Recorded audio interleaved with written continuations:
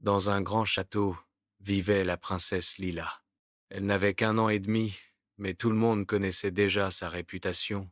Elle ne lâchait jamais sa tétine. Le matin, au réveil, tétine. À table, pendant le petit déjeuner royal, tétine trempée dans le chocolat. À la promenade dans les jardins du palais, tétine.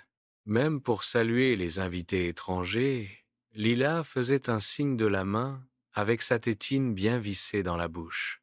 Les domestiques en parlaient sans cesse. Comment allons-nous apprendre à parler à la princesse si elle a toujours cette tétine? Comment va-t-elle goûter mes gâteaux s'il n'y a pas de place dans sa bouche? Grommelait le pâtissier. Mais Lila avait trouvé des techniques très spéciales pour tout faire avec sa tétine. Elle mâchonnait sa purée à travers la tétine.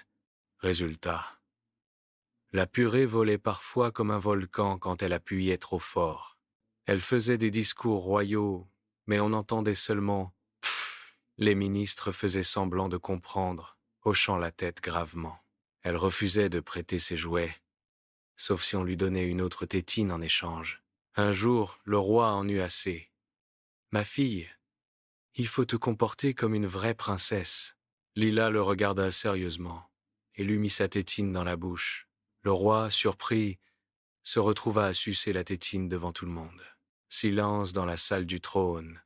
Puis Lila éclata de rire et récupéra sa tétine en tirant dessus d'un coup sec. Le roi avait une drôle de marque autour de la bouche, comme un rond de ventouse. Tout le palais se mit à rire, sauf le roi qui grogna. « Assez! Cette tétine devient un problème d'État !» Alors on réunit le conseil royal pour trouver une solution. On essaya de la distraire avec des jouets, des gâteaux, même une petite couronne brillante. Rien à faire. Soudain, la princesse lâcha un cri furieux. Ah! La tétine jaillit de sa bouche et alla rebondir directement dans le dessert du pâtissier royal. Tout le monde resta figé.